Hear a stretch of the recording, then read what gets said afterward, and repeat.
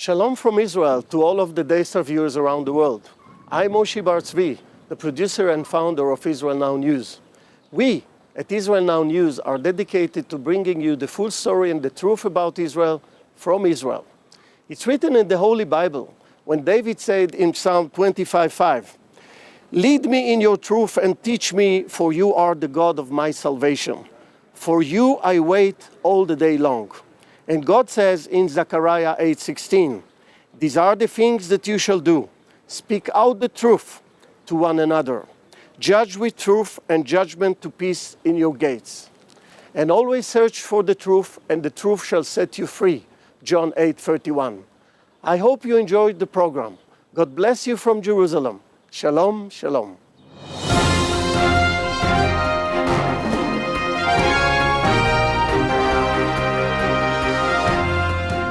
Welcome to Israel Now News. I'm Yochanan El Rome. And I'm Rebecca Rand.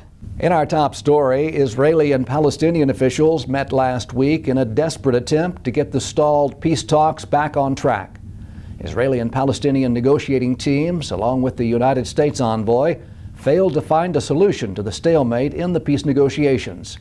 Israel is troubled by Palestinian unilateral moves to gain statehood in 15 separate international forums before the deadline for the talks had been reached, effectively violating any achievements that were made until that point.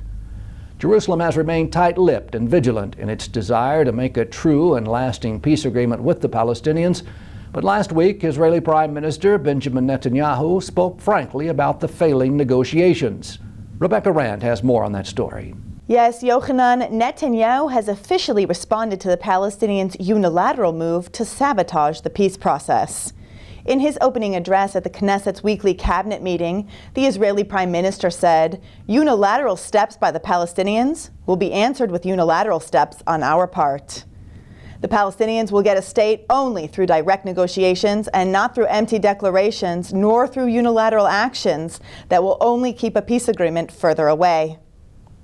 Netanyahu went on to say that throughout these talks, Israel has taken tough steps and demonstrated willingness to continue executing difficult concessions in order to create a framework to end the conflict. Israel and the United States made several unprecedented offers to the Palestinians in order to keep them at the negotiating table, but their proposals were met with unreasonable counteroffers, demonstrating the Palestinians' continued unwillingness to find a diplomatic solution to the conflict.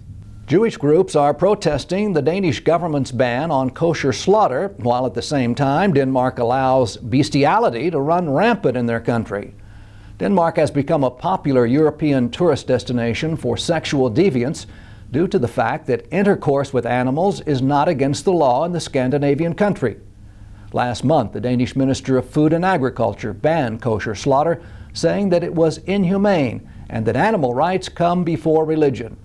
However, Jewish groups argue that kosher slaughter is one of the most humane forms of animal slaughter, and that Denmark's position on legalized bestiality is a contradiction to their supposed concern for animal rights. The Conference of European Rabbis recently released a statement saying that Denmark's ban on kosher slaughter is merely a fig leaf intended to cover Copenhagen's woeful record on animal welfare. We reported last week on the British government's decision to investigate the Muslim Brotherhood and to possibly blacklist the group as a terrorist organization. In response to the inquiry, the Muslim Brotherhood has threatened to carry out terrorist attacks against the United Kingdom. The leader of the Muslim Brotherhood in England released a statement saying that the investigation could be interpreted as a war on Islam and that he could not predict the response from Islamic groups worldwide who share the ideology of the Muslim Brotherhood. Russia, Syria, Saudi Arabia, the United Arab Emirates, and Egypt have already designated the Muslim Brotherhood as a terrorist organization, and this move by the UK will likely ensure that other countries follow suit. Russian lawmakers have given their support to legislation which would ban the rehabilitation of Nazism. This measure not only punishes revisionist historians who deny Nazi war crimes with a monetary penalty, it also includes jail sentences for up to 5 years for Holocaust denial.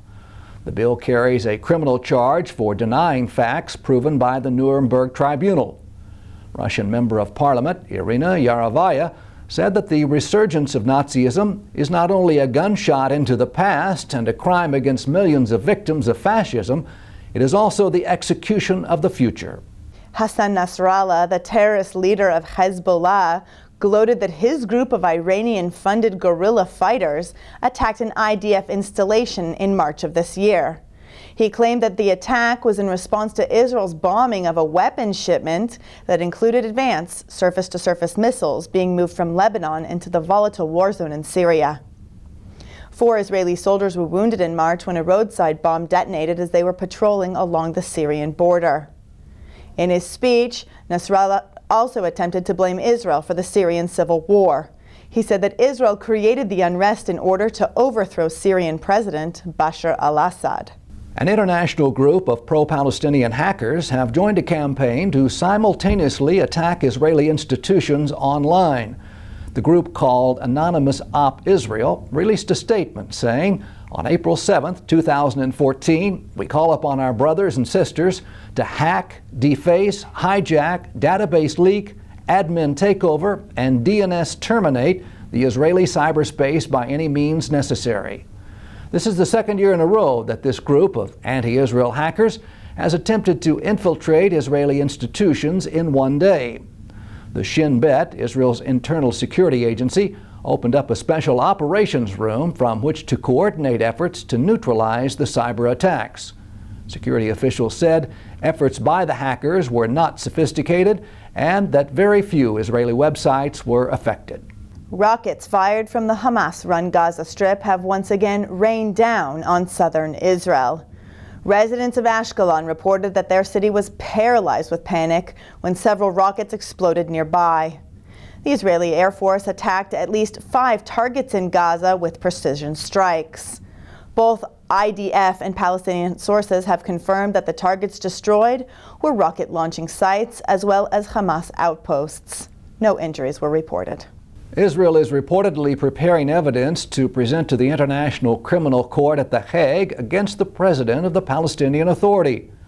Naftali Bennett, economic minister and chairman of the Jewish Home Party, said, "We are currently preparing an indictment for war crimes against Mahmoud Abbas based on 2 rationales. The first is the daily cash transfers to Hamas, which is firing missiles on Israeli citizens.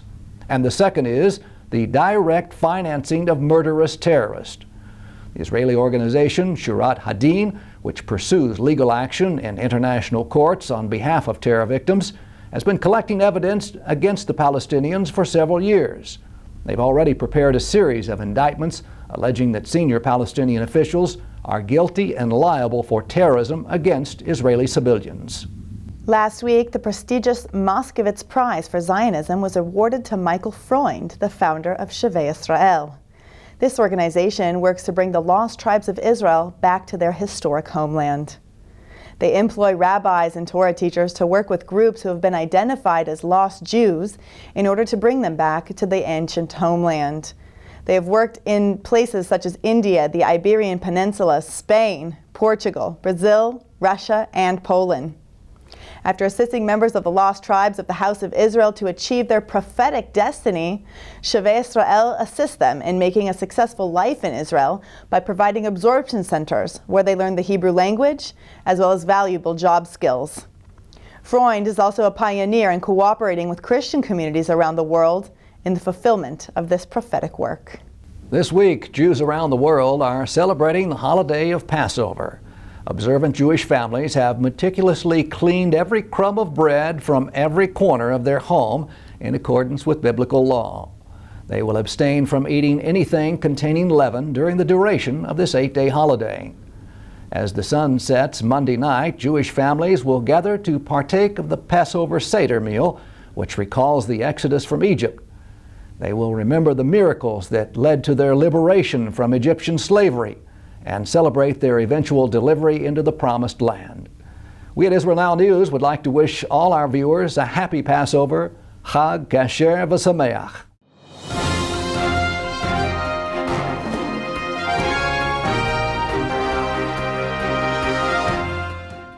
That concludes the news portion of our show. Please stay tuned for Ask the Source with Josh Reinstein.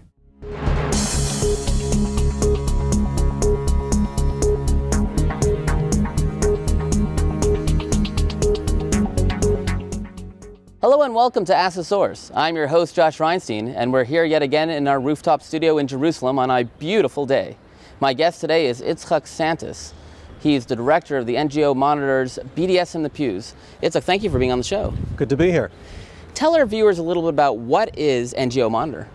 Well, NGO Monitor is an organization that was founded about 10 years ago by Professor Gerald Steinberg at Bar-Ilan University.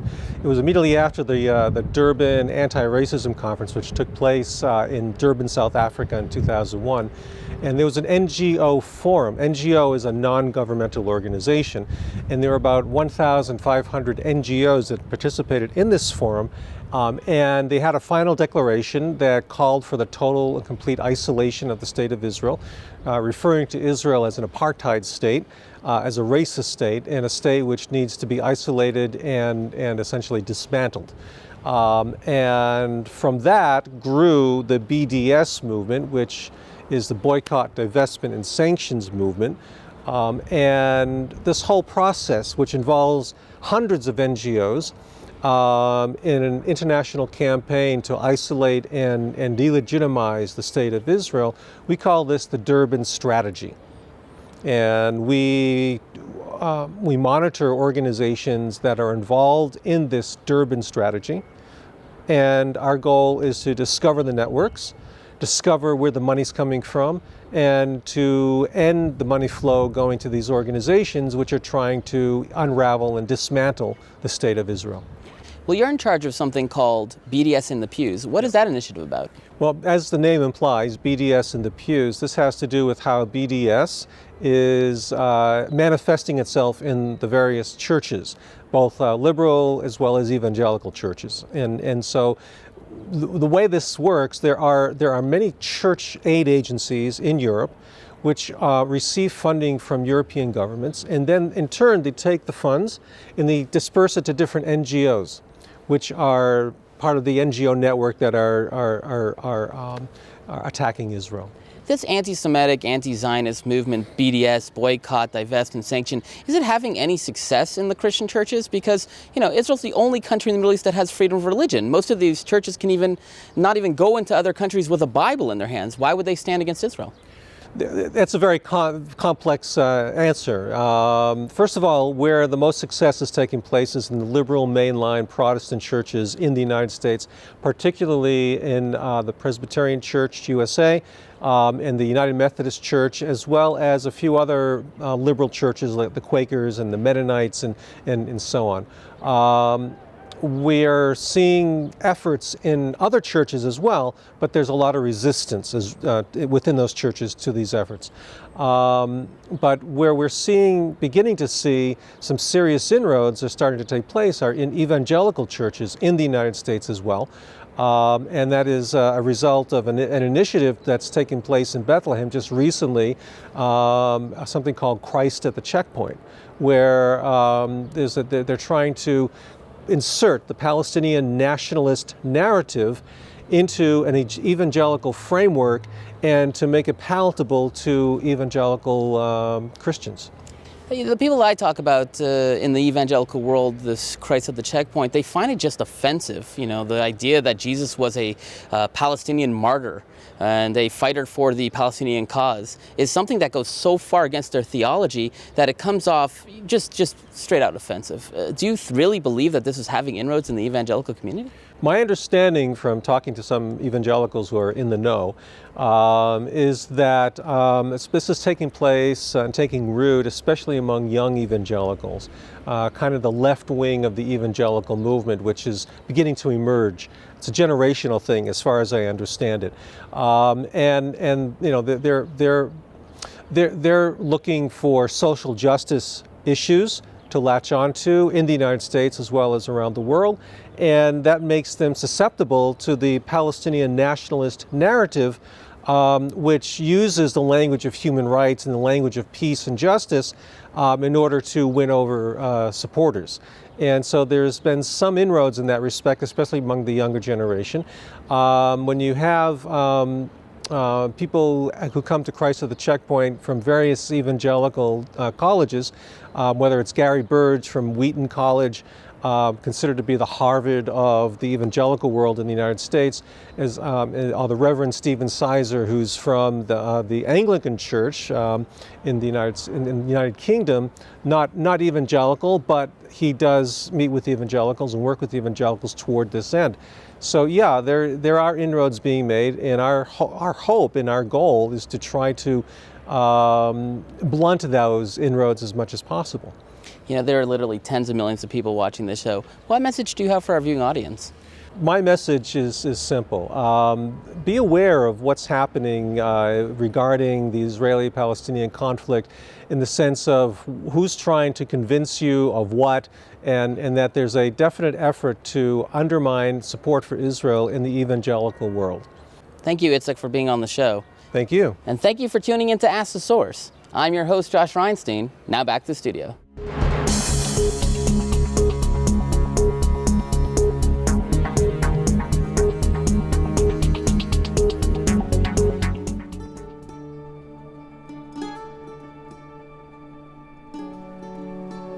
This is Jerusalem, Israel's capital city.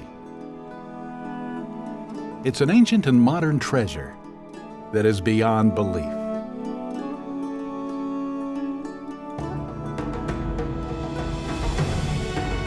There's a little bit of Israel in all of us. Come find the Israel in you.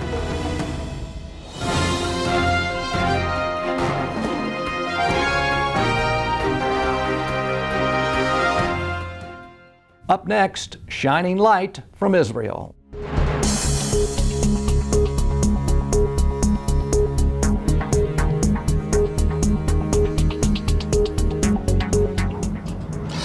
If aliens ever took over the UN and read their archives, they would surely conclude that Israel is the most evil country on planet Earth.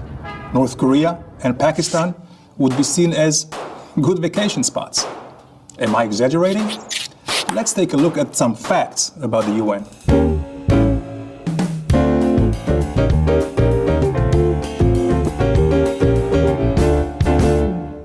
There are 193 members in the UN. Less than half of them are free countries. Many of them are perpetrators of the worst crimes of our time. So how is it that while hundreds of thousands are being detained and victimized in North Korea, Christians are persecuted in Iraq, women are subjugated in Saudi Arabia, homosexuals are executed in Iran, and civilians, including thousands of children, are gassed to death in Syria? How is it that 85% of the resolutions against countries passed in the UN General Assembly are against Israel, the only real democracy in the Middle East with equal rights, an independent judicial system, and a vibrant free press? Let's start from the beginning. In 1945, after World War II, the nations who defeated fascism established the United Nations to prevent such human devastations from ever happening again. The UN's charter called for reaffirming human rights and equal rights to all men, women, and nations. But over the years, many new states became members. Only a few were democracies. Human rights and equality were pushed to the sidelines in favor of political interests. From the get-go, Israel was at a disadvantage. Muslim and Arab member states outnumbered it and tried to isolate it by threatening Israel's allies with embargoes. And if that weren't enough, Arab, Muslim, and Third World non-aligned countries united into a powerful voting bloc with an automatic majority. Their shared goal was to discredit the US and delegitimize Israel. As it has been famously noted, this voting bloc could pass a resolution that the world is flat and that Israel flattened it. The same bloc prevents actions against oppressive regimes, since many of them are oppressive regimes. Now, after understanding how the UN is structured, it shouldn't surprise you that Iran, the oppressive regime developing nuclear weapons in breach of international agreements, was appointed a member of the United Nations Nuclear Disarmament Committee. This is a country that has threatened to destroy a fellow UN member, Israel. If that isn't enough irony for you, wait. This theater of the absurd reached a climax in the UN Commission on Human Rights, which was run for decades by an overwhelming majority of non-democratic, abuse-ridden countries. In 2003, it was even chaired by Libya under Gaddafi. That's right, this righteous individual was telling us how to make the world a better place. This commission repeatedly condemned Israel, but refused to condemn systematic torture and abuse in over 80 countries, including Sudan, for the massacre of 300,000 citizens in Darfur. At this point, even the UN Secretary General realized something was fundamentally wrong. But the Human Rights Council, which replaced the Commission, still includes many countries that fail to meet even the most minimal standards of a free democracy. They have placed Israel on its permanent human rights agenda. Israel, which has equal rights for all its citizens, minority rights, civil liberties, and a growing population of Jews, Christians, and Muslims. I served in the UN from 1993 to 1997 and saw firsthand the hypocrisy and cynicism of the political interests that have taken over the United Nations. I have watched dictators applauded, murder and terrorism ignored, and human rights turned into a travesty. After understanding how the UN really operates, perhaps the idea of aliens taking over doesn't sound that bad.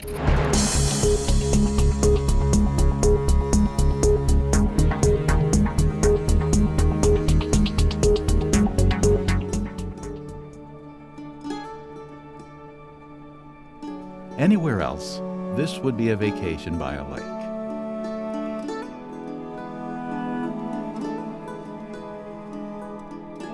But this is the Sea of Galilee.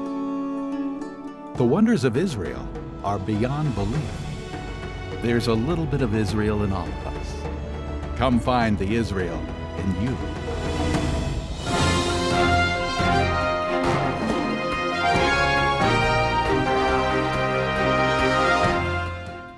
Please stay tuned for the ICEJ report from the International Christian Embassy, Jerusalem.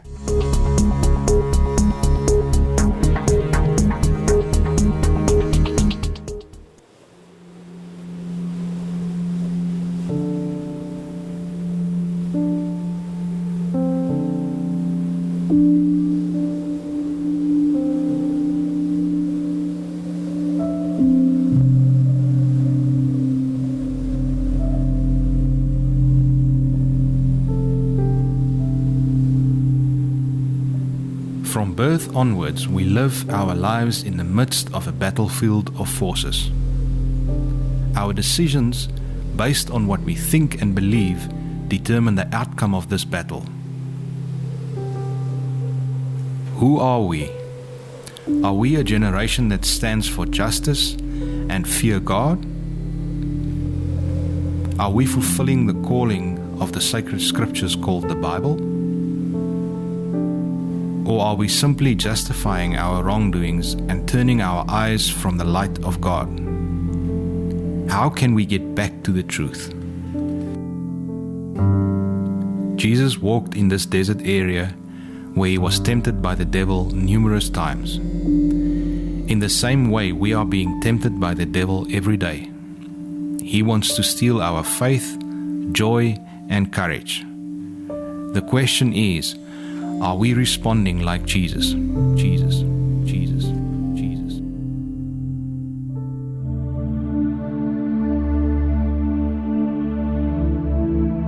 Don't let anyone look down on you because you are young, but set an example for the believers in speech, in conduct, in love, in faith, and in purity. 1 Timothy 4 verse 12.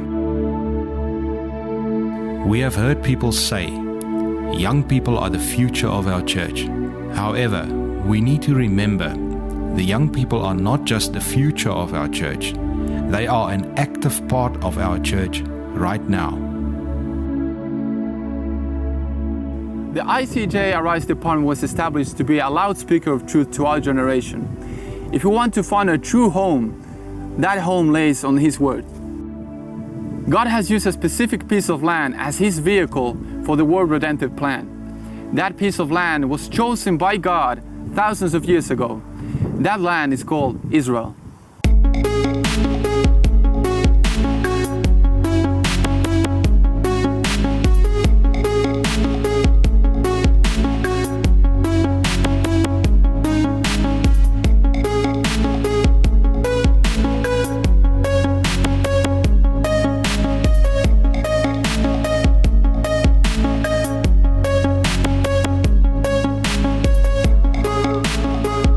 Today his people is coming back, like the Bible promised us thousands of years ago. This land was given by God, and he promised his people that he will bring them back. That means that we're living among a time of celebration. We're living among a time of miracle. That is something unique that is characterizing this time where we're living. The devil is trying to fight this back because he's trying to prove that God is not working through his word and he's not keeping his promises. Of course we know that God is mighty and God will always keep his promises. Since its establishment, Arise has brought hundreds of young people to the land of Israel.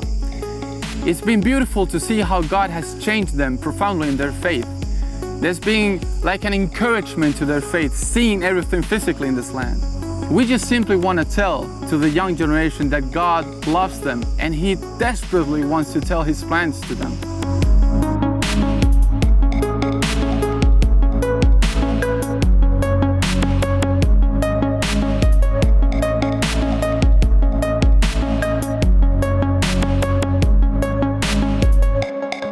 With Arise, we simply want to tell you that God has a special plan for you and for the nation of Israel.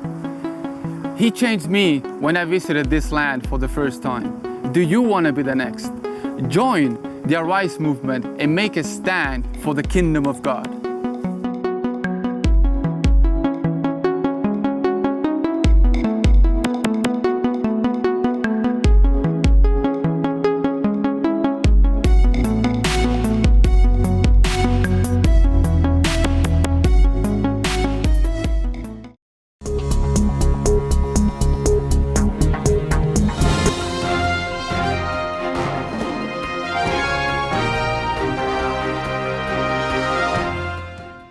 That's all for this edition of Israel Now News. I'm Yochanan El-Rom. And I'm Rebecca Rand reporting from our studio in Jerusalem.